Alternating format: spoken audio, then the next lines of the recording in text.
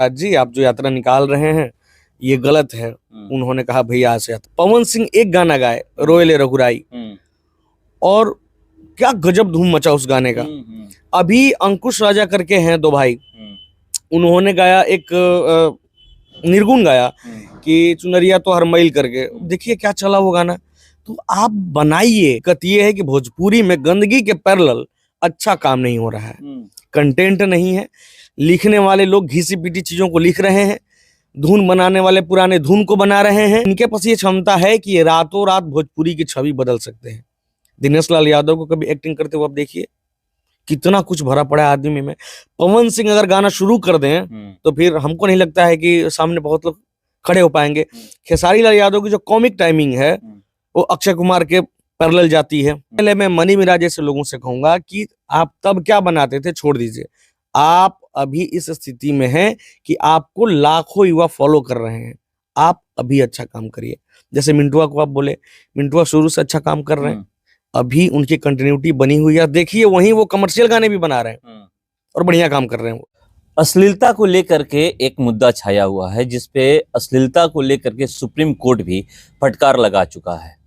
मगर जब हिंदी में अश्लीलता की बात की जाती है तो वहां पे सुप्रीम कोर्ट फटकार लगाता है। वहां पर यूट्यूब जो चैनल है जिस पे अश्लील बातें होती है उसको डिलीट कर दिया जाता है, वो चैनल डिलीट हो जाता है।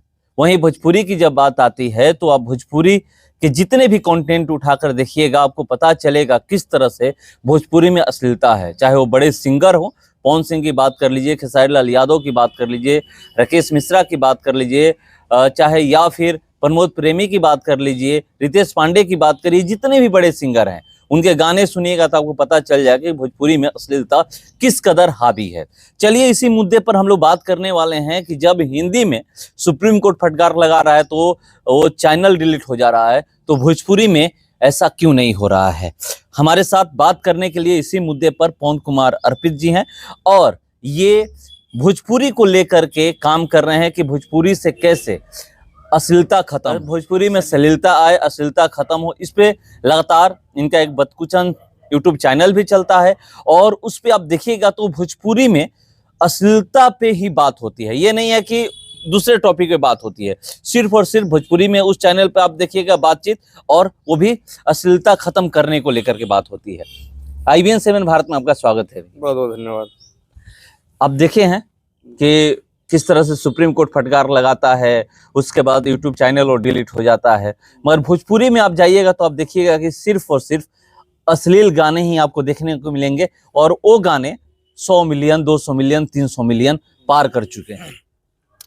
देखिए इसके पीछे तो पहले दो कारण हैं, थोड़ा समझना होगा इस बात को। पहली बात ये कि जिन लोगों की आप बात कर रहे हैं कि उन लोगों ने अपने वीडियो हटा लिए हैं, डिलीट कर दिए हैं, चाहे जो भी सुप्रीम कोर्ट के फटकार लगाने के बाद या सब। तो देखिए एक शब्द होता है नैतिक जिम्मेदारी, तो वो लोग शायद अपनी नैतिक जिम्मेदारी को समझ रहे हैं। सुप्रीम कोर्ट ने कहा कि भाई आपको ऐसा नहीं करना चाहिए, उन्होंने अपने वीडियोस हटा लिए, चैनल बंद कर दिया। लेकिन भोजपुरी के जो गणमान्य लोग हैं जिनका आप नाम ले रहे हैं, जिन पे ये आरोप लगता है कि वो अश्लील गाने बना रहे हैं, उन लोगों के पास इस नैतिक जिम्मेदारी की समझ मैं समझता हूं कि नहीं है। अगर नैतिक जिम्मेदारी की समझ होती तो बात सुप्रीम कोर्ट या कोर्ट कचहरी लोगों तक बाद में पहुंचे। पहले तो अगर कोई कह रहा है आपसे, अगर हम लोग यहाँ बैठे हैं, कोई हम लोगों से ये कह दे आके कि कृष्णा जी, पवन जी, आप लोग जो बात कर रहे हैं वो समाज के लिए हानिकारक है, तो हमारी नैतिक जिम्मेदारी क्या बनती है कि हम लोग इस बात पे एक बार बैठ के आपस में बात कर ले कि क्या सच में जो हम बात कर रहे हैं वो समाज के लिए हानिकारक है या नहीं।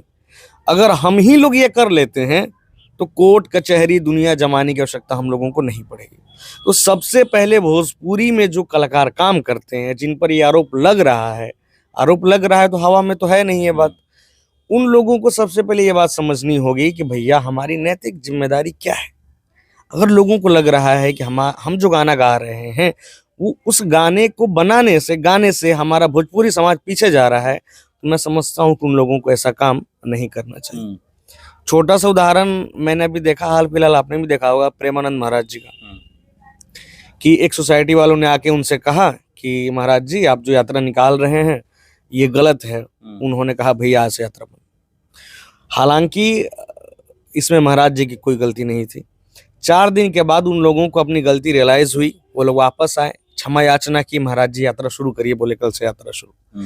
तो मैं समझता हूं कि हर एक समाज को इतना ही सहज होना चाहिए कि अगर सामने से कोई कह दिया, मैं किसी कलाकार का मतलब नाम नहीं लूंगा, सब लोग एक जैसे लोग हैं, ठीक है, हम सब उसमें आते हैं, सब कोई कलाकार है। मैं किसी को ये नहीं बोलूंगा कि तुम ही ऐसा करो, मैं सबको बोलता हूं कि अगर कोई आके कहता है कि आप जो बना रहे हैं, जो आप कर रहे हैं वो गलत है, उससे समाज पे गलत इम्पैक्ट पड़ रहा है, तो हम लोगों को ठहर कर इस बारे में सोचना चाहिए और अपना काम बंद करना चाहिए।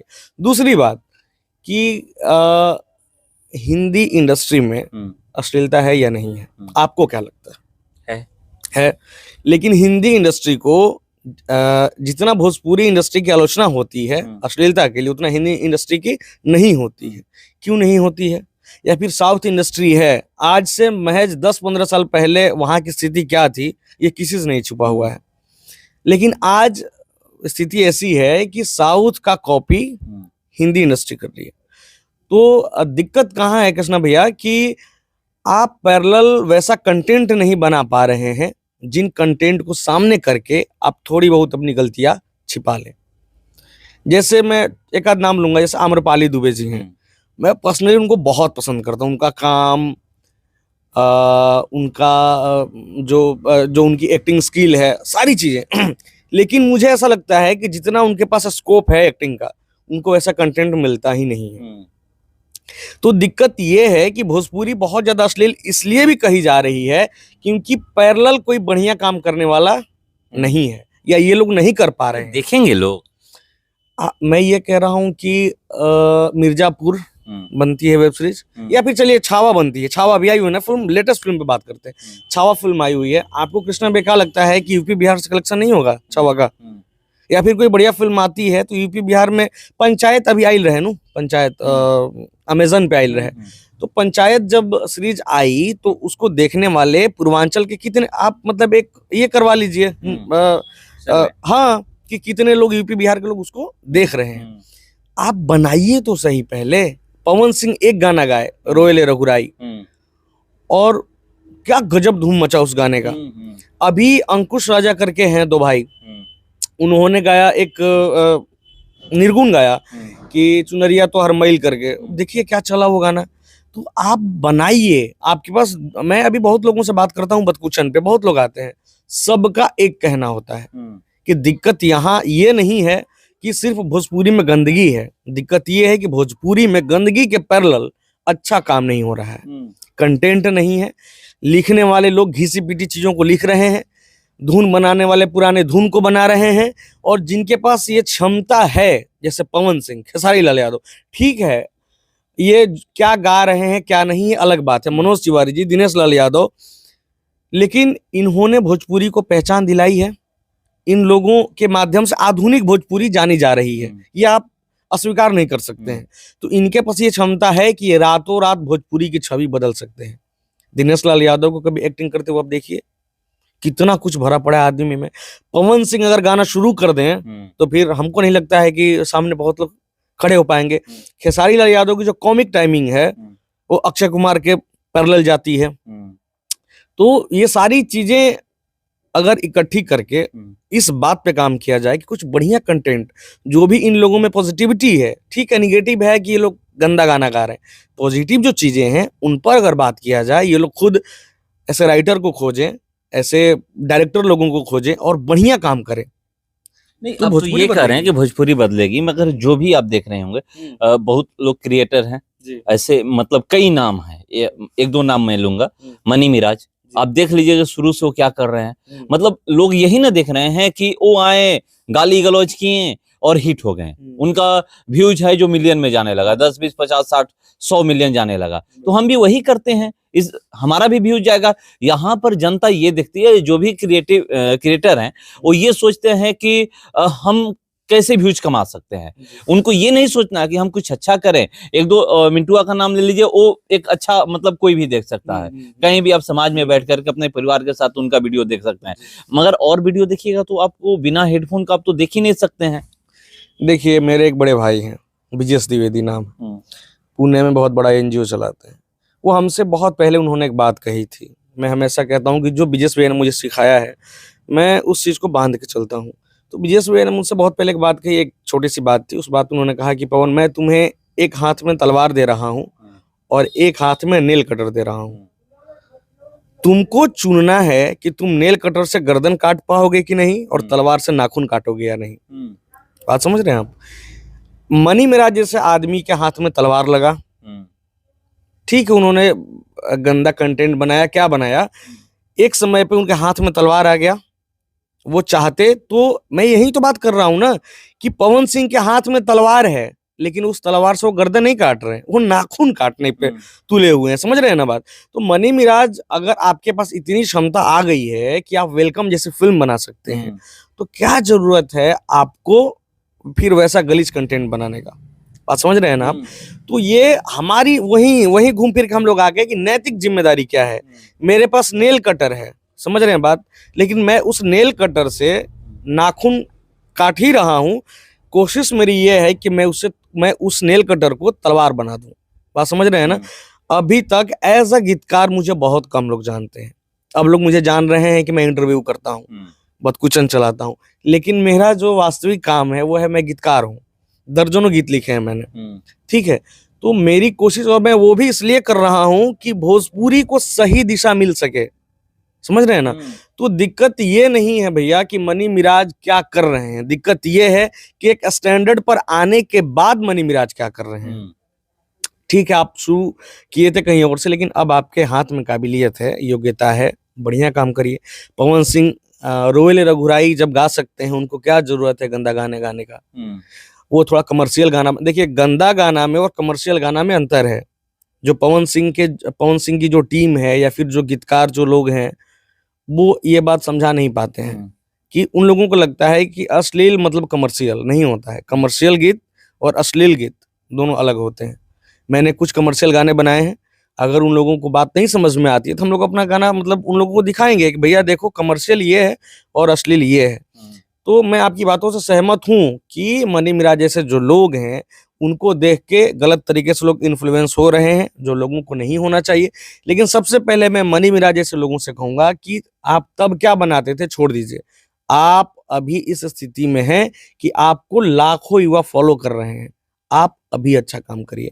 जैसे मिंटुआ को आप बोले, मिंटुआ शुरू से अच्छा काम कर रहे हैं, अभी उनकी कंटिन्यूटी बनी हुई है। देखिए वहीं वो कमर्शियल गाने भी बना रहे हैं और बढ़िया काम कर रहे हैं वो। और हम जैसे जो लोग हैं, जो आम लोग हैं, उनको मैं एक बात कहूंगा कि देखिए, निर्धारण तो आप ही करते हैं कि कौन स्टार बनेगा और किसकी फिल्म पिट जाएगी। ये आप और हम एज अ ऑडियंस तय करते हैं। तो ये तो आपको और हमको तय करना है कि हम अपने घर में हेडफोन लगा के मनी मिराज की गालियां सुने या फिर बिना हेडफोन के भरत शर्मा जी के गाने सुने। तो इन दोनों चीजों में नैतिक जिम्मेदारी, जो मैंने शुरू में कहा, ये बहुत ज्यादा मायने रखती है। जी, और चीज है कि यहाँ पर लोग कहते हैं ना कि जैसे भोजपुरी 8वीं अनुसूची में शामिल नहीं है, इसलिए इतना जो भी अश्लील गाने आ रहे हैं या वल्गर गाने जो भी हैं इसलिए आ रहे हैं, और जो भी फिल्में बन रही है उस टाइप की नहीं बन रही है। और 8वीं अनुसूची में भोजपुरी भाषा शामिल होती तो यहाँ भी अच्छा काम होता, सेंसर लगता, सेंसर बोर्ड यहाँ पर होता भोजपुरी के लिए, कुछ ऐसा होता तो उसको कट कर दिया जाता। तो क्या ये भी एक मतलब इससे भी ये प्रभावित हो रहा है कि नहीं भोजपुरी 8वीं अनुसूची में शामिल हो जाए? बिल्कुल, देखिए बोर्ड का जो मतलब आप जिस बोर्ड के बनाने की बात कर रहे हैं, उसका तो अहम योगदान है ही कि अगर एल्बम पे वो बोर्ड लग जाए जो ये तय करे कि कितनी वल्गरिटी हो या कितनी अश्लीलता हो, तो आपका एल्बम मतलब कैसे गाने आपके एल्बम को रिलीज किया जाएगा, तो इससे बहुत इम्पैक्ट पड़ेगा। लेकिन इन सब चीजों के अलावा मैं ये कहूंगा एज अ कंटेंट राइटर कि फर्क नहीं पड़ता है सर कि 8वीं अनुसूची में शामिल हो। तो ये हम कहाँ सोच रहे हैं इस बात पे डिपेंड। मैं फिर से ये कहूंगा कि हम क्या कर रहे हैं इस बात, मुझे इससे क्या मतलब है। अच्छा ये बताइए, भरत शर्मा जी जब गाना गा रहे थे, मदन राय जी जब गाना गा रहे थे, गोपाल राय जी जब गाना गा रहे थे, तब क्या, या भिखारी ठाकुर जी जब थे, तो भोजपुरी 8वीं अनुसूची में शामिल हुई थी? नहीं हुई थी। लेकिन जो उन्होंने गा दिया, जो उन्होंने बना दिया, उसके एवज में मुझे नहीं लगता है कि 8वीं अनुसूची में शामिल होने के बाद भी हम जैसे लोग कोशिश करेंगे तो ऐसा कुछ क्रिएट कर पाएंगे। तो ये तो ठीक है, मैं ये मानता हूं कि उससे असर पड़ेगा, लेकिन आप ये नहीं कह सकते हैं कि 8वीं अनुसूची में नहीं शामिल है इसीलिए ऐसा हो रहा है। नहीं, फिर तो वही बात है कि हम अपने नैतिक जिम्मेदारी से भाग रहे हैं एज अ कंटेंट राइटर। हमारा आवाज यही ना उठा रहे हैं, कुछ लोग कह रहे हैं, जैसे बहुत लोग भोजपुरी को 8वीं अनुसूची में शामिल कराने के लिए प्रयास कर रहे हैं, जैसे आप बक्सर के नंद कुमार तिवारी को जानते हैं, या फिर एक और मैं देखता हूँ पेज जो चलता है, हैदराबाद में रहते हैं राजू ओझा, वो भी चलाते हैं। तो ये लोग लगे हुए हैं कि कैसे भोजपुरी 8वीं अनुसूची में शामिल हो जाए। और देखिए कब होगा नहीं होगा ये तो अलग बात है, मगर अब बातें उठने लगी हैं सदन में। अब देखिए कि किस तरह से यहाँ पर बातें हुई। उत्तर प्रदेश में अभी सत्र चल रहा है, बजट सत्र चल रहा है, उसमें उत्तर प्रदेश के मुख्यमंत्री हैं योगी आदित्यनाथ, तो वो इस पर चर्चा किए हैं और उसका ये परिणाम हुआ कि एक विधायक कितकी सिंह भोजपुरी में ही अपना भाषण दी है। अच्छा देखिए भैया, हम दो भाई हैं अभी यहाँ पे, एक ड्रम रखते हैं यहाँ पे, उस ड्रम में पानी भरना है। हम लोग उद्देश्य ये बनाते हैं कि चलिए उस ड्रम में पानी भरेंगे हम लोग। आप ऊपर से पानी डालिए और मैं नीचे से निकाल रहा हूँ, मतलब बीच में कहीं से मैंने छेद कर दिया, पानी निकल रहा है। क्या लगता है हम लोग पानी भर देंगे उसमें? नहीं। और क्या आपको लगता है कि ये जो दोनों काम था ये हम मतलब कहीं से भी रिलेटेड नहीं था? ड्रम भरना था, ये हम दोनों का उद्देश्य था, लेकिन मेरे दिमाग का ये है, सोच उपज है कि मैं उस ड्रम में छेद करके बैठ गया। समझ गए ना बात? तो ये जो 8वीं अनुसूची में शामिल कराने की बात कर रहे हैं लोग, ये तो अलग विषय है। ये तो भोजपुरी को एक बढ़िया जगह पर ले जाना, ये सोच उनकी बहुत अच्छी है। लेकिन मेरे और आपके जैसे जो लोग हैं, जिनके दिमाग में भरा है कि हमको गंदा काम करना है, उसे व्यूज लाना है, समझ गए ना, तो अब वो छेद करके बैठ गए हैं। हालांकि ये इन दोनों चीजों का कोई संबंध नहीं है भैया। उद्देश्य क्या है? भोजपुरी को बड़ा बनाना। एक गायक अपनी भाषा में काम क्यों करता है? एक अदाकार अपनी भाषा में फिल्में क्यों बनाता है? वो इसलिए बनाता है कि उसकी भाषा जो है और सुदृढ़ हो। और 8वीं अनुसूची में शामिल कराएं जो ऐसे क्रांतिकारी लोग हैं, उन लोगों का भी यही उद्देश्य है कि अपनी भाषा को सुदृढ़ करना है। तो सुदृढ़ करने की यात्रा में ये छेद करने वाली बात कहां से आ गई? समझ रहे हैं बात ना? तो उनकी जो यात्रा है, उनका जो काम है, उनकी जो क्रांति है वो अलग है। उनकी क्रांति है भाषा को सुदृढ़ करना। और as a content writer, as a content creator, हमारा भी उद्देश्य यही होना चाहिए। लेकिन हम क्या कर रहे हैं? अपने नैतिक मूल्य को किनारे करके उस ड्रम में छेद करके बैठे हैं। अब इसका परिणाम ये होगा कि चाहे 8वीं अनुसूची में शामिल कराने वाले लोग अपनी जान दे दें, कुछ भी कर लें, वो शामिल करा भी दें, लेकिन भोजपुरी को वो इज्जत नहीं मिलेगी जो इज्जत मिलनी चाहिए। तो मुद्दा ये है कि अगर 8वीं अनुसूची में शामिल कराने के लिए आदरणीय तिवारी जी या फिर जो राजू ओझा जी हैं, ये लोग अपना काम कर रहे हैं, तो एज अ कंटेंट क्रिएटर हम लोगों को अपना काम करना चाहिए कि हम लोगों को बढ़िया से बढ़िया कंटेंट बनाकर सरकार के सामने, ऑडियंस के सामने रखना चाहिए, ताकि सरकार तो अपना काम करे ही, भोजपुरी को देखने वाले लोगों के मन में भोजपुरी के प्रति इज्जत बढ़े। अच्छा, एक आखिरी सवाल है, जो केस हुआ रवीन अलहवादिया पर, और फिर अब समय रैना की हम लोग बात करें, उसके बाद ये सारा विवाद हुआ और बवाल मचा। बवाल मचने के बाद ये हुआ कि वो जो अश्लील कंटेंट था उसको तो डिलीट करना ही पड़ा। उसके बाद भी अब बातें हो रही है कि अश्लील पे कोई ऐसा मतलब कानून लाया जाए कि जो भी लोग अश्लील कंटेंट लाते हैं या फिर अश्लील गाने गाते हैं तो उस पर कार्रवाई हो। अभी अखबार का एक छोटा सा, किसका कटिंग है नहीं पता है मुझे, अब फेक है या सही है ये भी मुझे नहीं पता है। तो क्या वो होना चाहिए कि भोजपुरी में जो लोग, चाहे वो मनी मिराज हों या जितने भी हैं, वो भोजपुरी के वो तमाम बड़े बड़े दिग्गज हैं जो अश्लील गाने गा रहे हैं या फिर अश्लील कंटेंट बना रहे हैं, उन पे भी इस तरह की कार्रवाई होनी चाहिए? बिल्कुल होनी चाहिए। मान लीजिए कि हमारे बिहियां में कोई एक डॉक्टर का आप नाम रखिए जो बहुत बड़े हों, जो बहुत अच्छा इलाज करते हों। अगर हम उनके पास जाएं, हम क्यों जा रहे हैं उनके पास? इलाज कराने के लिए जा रहे हैं। अगर वही वहां पर पॉइजन लेकर बैठे हों, तो फिर आप समझ रहे हैं कि हमारी दशा, बिहियां की दशा क्या होगी। तो जो लोग, जिन लोगों को audience as a content creator accept करती है, देखिए हमारी भाषा में, साहित्य की भाषा में कहा जाता है कि साहित्य जो है वो समाज का दर्पण होता है। मतलब साहित्य का काम क्या होता है कि वो समाज को दर्पण दिखाए, आईना दिखाए कि भाई जो तुम कर रहे हो ना, उसका काला चिट्ठा ये रहा, तुमको ऐसा नहीं करना चाहिए। और फिर साहित्य क्या करता है? धीरे से कंक्लूजन में, निष्कर्ष में वो बताता है कि आपको ऐसे नहीं ऐसे करना चाहिए। ठीक है, मतलब साहित्य जो है वो समाज के अकॉर्डिंग काम करता है और उसको बताता है कि निष्कर्ष ये होना चाहिए। अभी क्या है, उल्टी हो गई ये चीजें। अब क्या होता है कि नैरेटिव सेट होता है फेसबुक से, वीडियो से, गानों से। अब ये छोटा सा उदाहरण देता हूँ, कुछ लोग रंगदारी सॉन्ग, पता नहीं क्या, तो वो लोग रंगदारी सॉन्ग बनाते हैं। बुरा प्रभाव भी पड़ रहा है। मैं वही मतलब बता रहा हूँ कि अब रंगदारी सॉन्ग ये लोग बनाते हैं।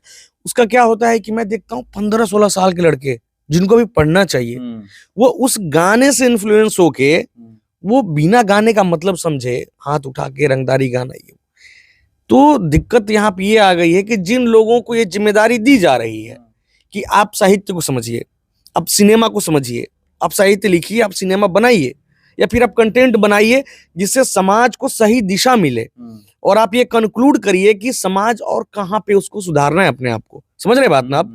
वहां पर हम लोग क्या कर रहे हैं, जो कंटेंट बनाने के लिए जिनको जिम्मेदारी मिली है, लाइक समय रैना, लाइक तमाम तरह के लोग जिन पे भी ये सब चल रहा है, या भोजपुरी के जो लोग हैं आप जिनका नाम रख रहे हो, वो लोग क्या कर रहे हैं कि वो एक अलग नैरेटिव ही सेट करने पे तुले हुए हैं।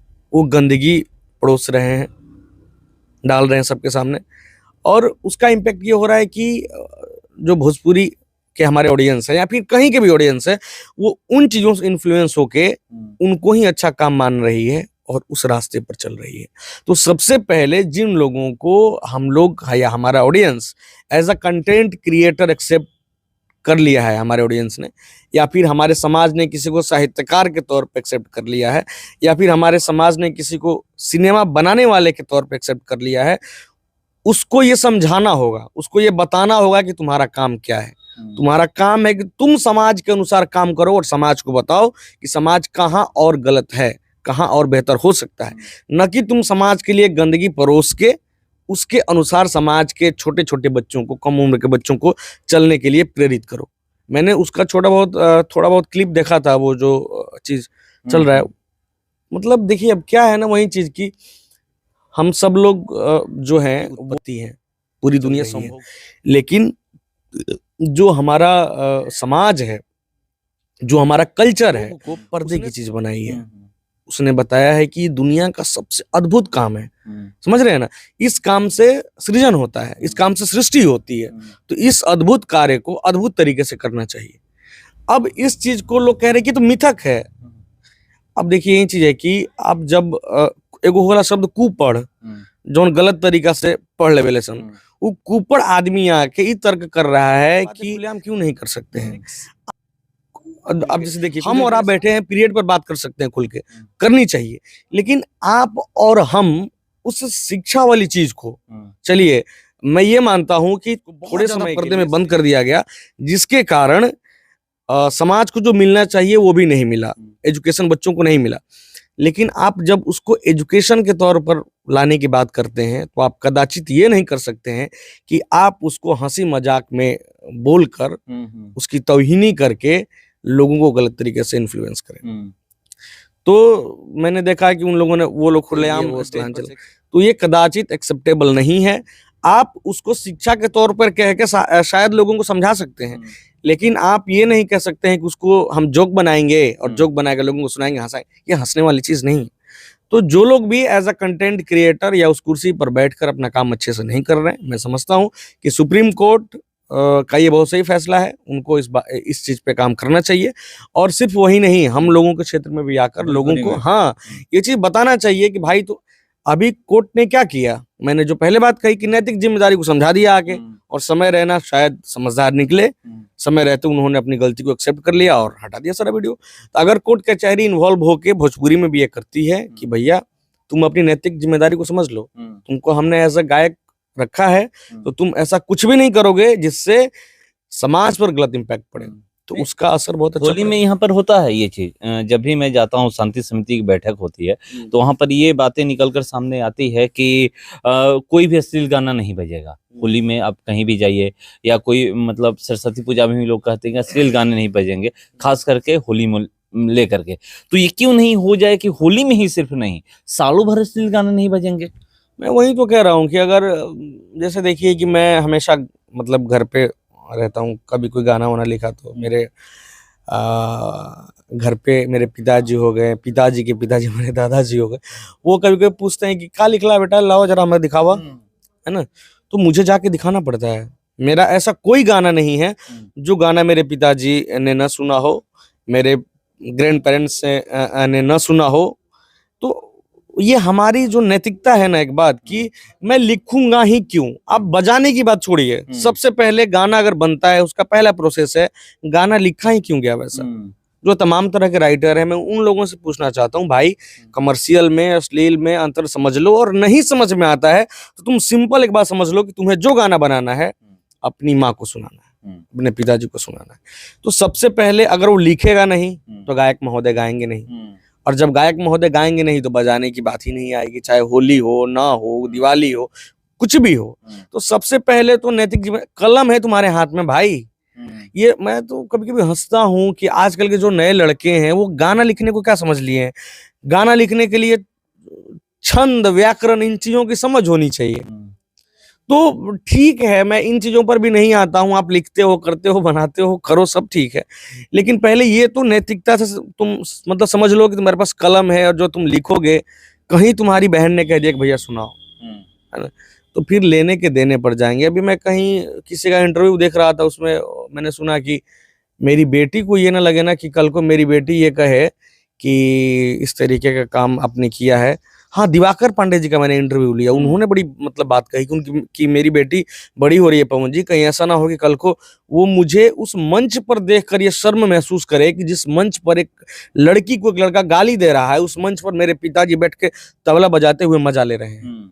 समझ रहे हैं बात? तो वो आदमी कितना सोच रहा है। तो हम लोगों को भी एज अ राइटर ये बात सोचना चाहिए कि आप क्या लिख रहे हैं, इसकी जवाबदेही मेरी होनी चाहिए, आपकी होनी चाहिए। तो चलिए, बहुत बड़ी बात बोले, और जो लास्ट में जो बोले हैं ना कि कोई भी राइटर हो, जो भी गीत लिख रहे हैं या जो भी कंटेंट लिख रहे हैं, उनको एक चीज अपने ध्यान में रखना चाहिए कि जो चीज मैं लिख रहा हूँ, क्या वो मैं अपने माता पिता या बहन को सुना सकता हूँ, दिखा सकता हूँ, पढ़ा सकता हूँ कि हाँ ये चीज़ मैं लिखा हूँ। जब तक ये दिमाग में नहीं आएगा कि हाँ इस चीज़ को मैं पढ़ा सकता हूँ, दिखा सकता हूँ, तब तक भोजपुरी नहीं सुधरेगा। और एक चीज़ आप समझिए कि जिस तरह से सुप्रीम कोर्ट फटकार लगाया है, उस तरह से भोजपुरी में भी, चाहे हाई कोर्ट हो या फिर लोअर कोर्ट हो या जो भी हो, कानून का हस्तक्षेप जरूरी है, तभी जाकर के भोजपुरी से अश्लीलता खत्म होगा, नहीं तो अश्लीलता खत्म नहीं होने वाला है।